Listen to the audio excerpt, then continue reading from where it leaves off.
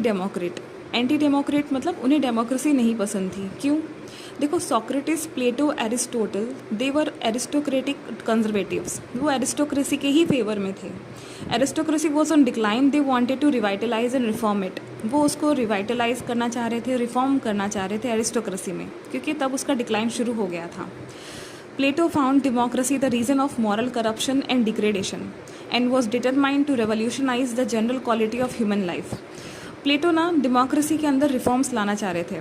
In democracy of Athens all free male citizens were allowed to participate directly in politics regardless of their knowledge, wisdom and expertise.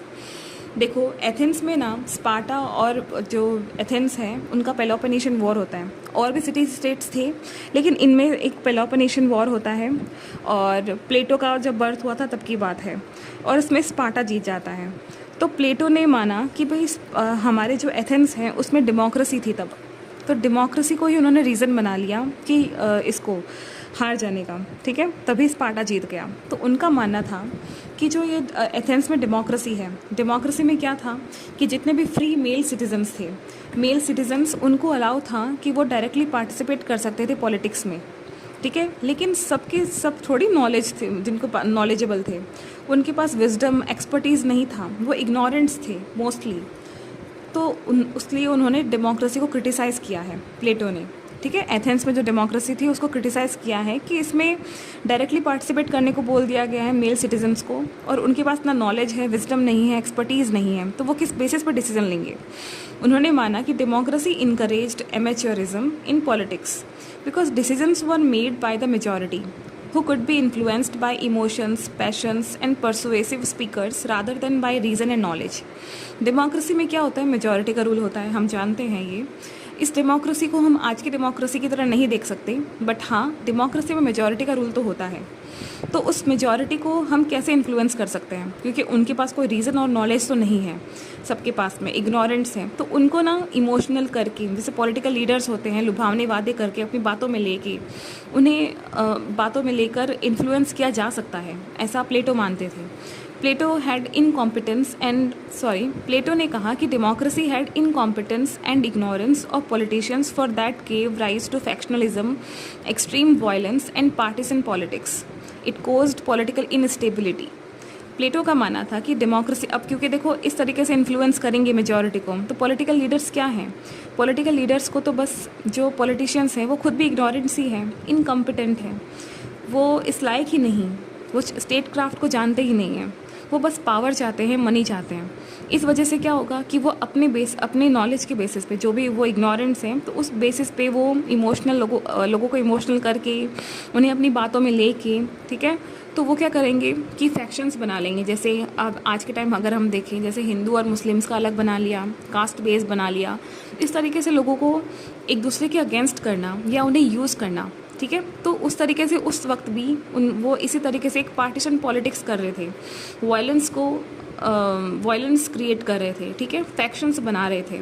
तो उन्होंने माना कि इस तरीके से क्या होगा, एक इनस्टेबिलिटी आ जाएगी, पॉलिटिकल इनस्टेबिलिटी आ जाएगी, प्लेटो ने कहा, ठीक है। सो डेमोक्रेसी की वजह से, सो डेमोक्रेसी में क्या है, उन्होंने कहा प्लेटो ने कि democracy can't tolerate gifted persons. Gifted person उन्होंने किसको बोला है? सोक्रेटिस को, क्योंकि सोक्रेटिस का एग्जीक्यूशन हो जाता है और तब डेमोक्रेसी थी, और जो रूल कर रहे थे, जो 30 टायरेंट्स थे जो रूल कर रहे थे, उन्होंने ही उनको एग्जीक्यूट सोक्रेटिस को का एग्जीक्यूशन किया था, ट्रायल करवाया था, ठीक है।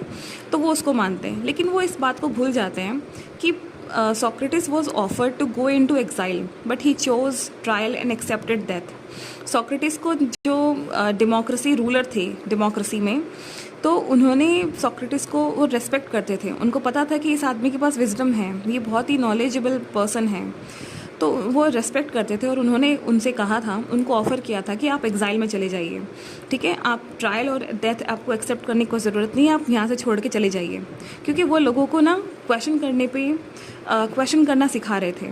और इससे क्या होता कि ये डेमोक्रेसी नहीं हो पाती, रह नहीं पाती, तो इस वजह से वो डर गए थे। तो उनको लगा जैसे ये लोगों को भ्रमित कर रहे हैं सोक्रेटिस, इस वजह से उनको बोला गया कि आप एग्जाइल में चले जाइए या फिर आपको डेथ सेंटेंस मिलेगा।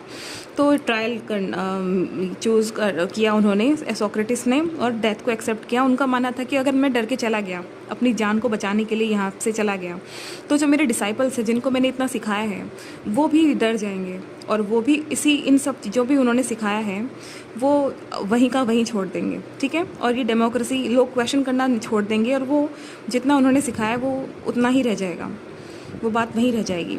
तो उन्होंने उस चीज़ को एक्सेप्ट किया कि ठीक है, मैं अगर आज डर गया तो ये भी डर जाएंगे। तो उन्होंने उसको एक्सेप्ट किया कि मैं जा रहा हूँ, डेथ हो जाएगी, कोई बात नहीं, लेकिन मेरे डिसाइपल्स इस बात को आगे ले जाएंगे, ठीक है।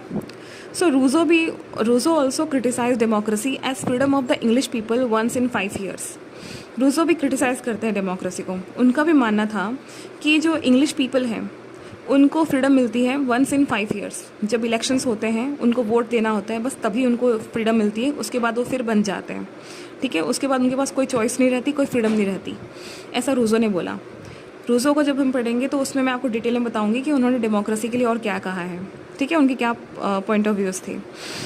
तो पेलोपोनेशियन वॉर में जब स्पार्टा जीत जाता है तो प्लेटो ने माना था कि ड्यू टू डेमोक्रेसी एथेंस हार जाता है और स्पार्टा जीत जाता है, क्योंकि उसका जो पॉलिटिकल और सोशल सिस्टम है वो थोड़ा डिफरेंट है एथेंस से, ठीक है।